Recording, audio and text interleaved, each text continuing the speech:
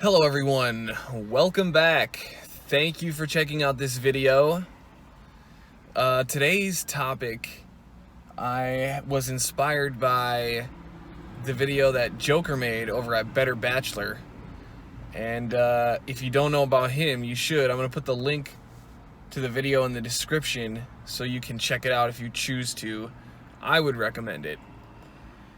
Anyway, his topic today was on being alone, and being alone because we choose to be. And I have some other insights and some other things that I thought I would share about being alone, or what I'm going to call cultivating satisfactory aloneness. It's a huge deal for men. We all know that society at large doesn't care about men's issues. The hard truth is that men are going to be cut loose at the first sign of weakness. And so it's imperative that we learn how to find strength from within ourselves and without the help of others. Because at the end of the day, we can't necessarily rely on anyone. So, firstly, like, one good reason to cultivate aloneness is simply because masculine energy demands it. Ancient tribes and cultures sent their teenage boys out into the wilderness on their own as part of the initiation ritual into manhood. And part of the reason for that is because on this journey of being alone, a man has to come face to face with the two biggest enemies that he will ever face. The first being himself, and the second being nature. So these young men used to get sent out. They would get them all hopped up on ayahuasca or peyote and send them out and tell them don't come back until you talk with your spirit animal. Or they used to send them out and tell them don't come home until you've got the pelt of some elusive predatory beast. And on this journey, these young men had to come to the realization that out here, it's only me. I have no one else to rely on, so how do I begin to rely on myself? So that means cutting out bad habits. That means cutting out negative thought patterns. That means developing the ability to make the best of any situation. Developing that abundance mindset that no matter what happens, I will be well.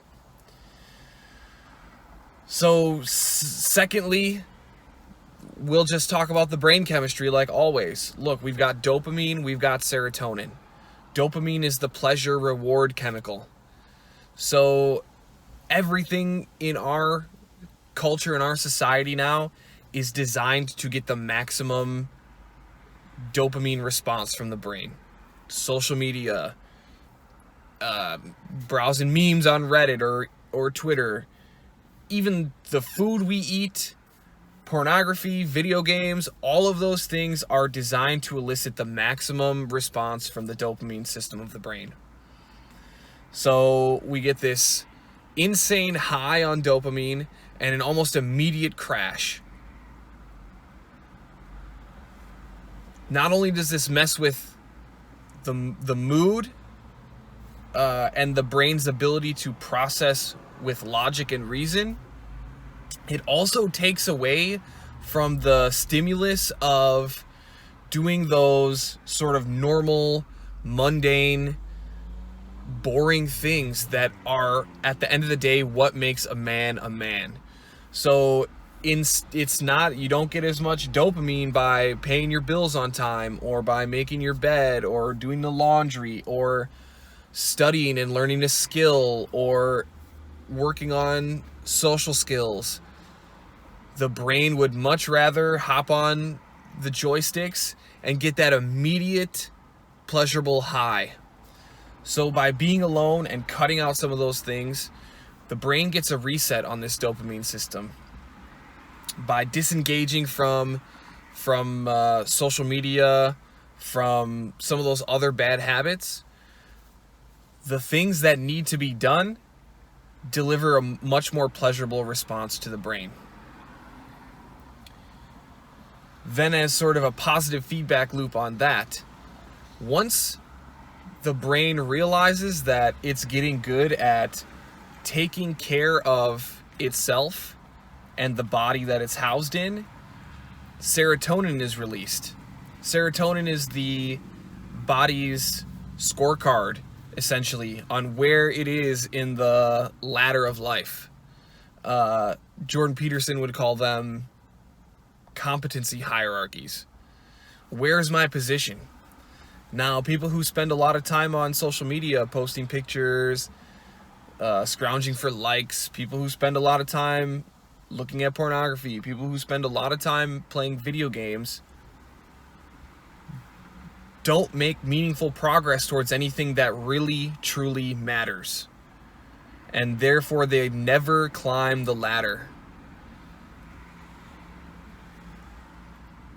So that's the second reason why it's important to cultivate some alone time. The third reason, and one that I alluded to in the intro of this video, is that most people do not want to see you succeed.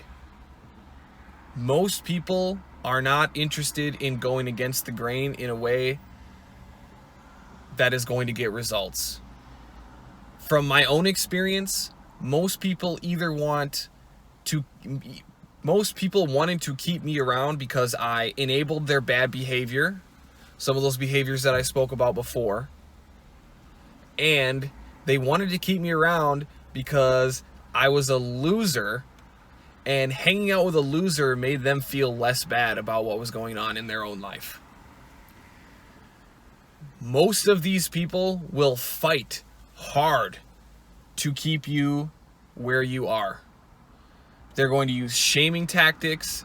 They're going to turn other people against you as well. They're going to do whatever it takes to maintain the status quo. And the longer I hung on to those old, not so useful relationships, the longer I held myself down, essentially. Now, the bonus to that is once the brain and the body get dialed in into what this satisfactory aloneness is, it's much easier to find people who have the same goals, who are interested in pursuing getting better. And they're not going to pester you to do things that are against your best interest, because they understand that it's in their best interest to get their nose to the grindstone and to do what needs to be done as well. So those are some of the positive reasons why we should cultivate satisfactory aloneness. How do we do that? Well, the number one thing is meditation. Quite simply, most people can't afford to go on a backpacking excursion across Europe to get their alone time. And it's awesome that Joker was able to do that, and I'm not turning my nose up at that. If I had the opportunity, I definitely would. However, I don't have the finances to pack up my whole life and move across the world. So I get my alone time through meditation. Now, that's a very simple thing that you can do, but it is not an easy thing to do. When I started meditating, I started at 1 minute at a time. And 60 seconds was very difficult. I had to use the 3-2-1 rule very often in order to get this practice started because it was uncomfortable, to say the least. Just like being alone in the wilderness, being alone in meditation requires a person to think some of the more dark thoughts, some of the more negative thoughts. When I started thinking about those things and allowing those thoughts to happen, It was easy for me to figure out where those thoughts came from, how I could counter those negative thoughts. I was able to determine if the thoughts were even true or not. And then I was able to understand that this too shall pass. So as soon as some of those negative thoughts and feelings came up, they were gone again. And starting with 1 minute was more than enough. Now the second thing, which realistically is the first one, just in a different location, find somewhere to be in nature. Somewhere there's a couple trees and a little grass where you can either sit or stand. Somewhere where there's a little running water going by. Being in nature delivers that same kind of meditative state that is required to face some of these things. So that's about all I have to say on that subject today. Let me know what you think. Like, comment, share, subscribe. See you soon.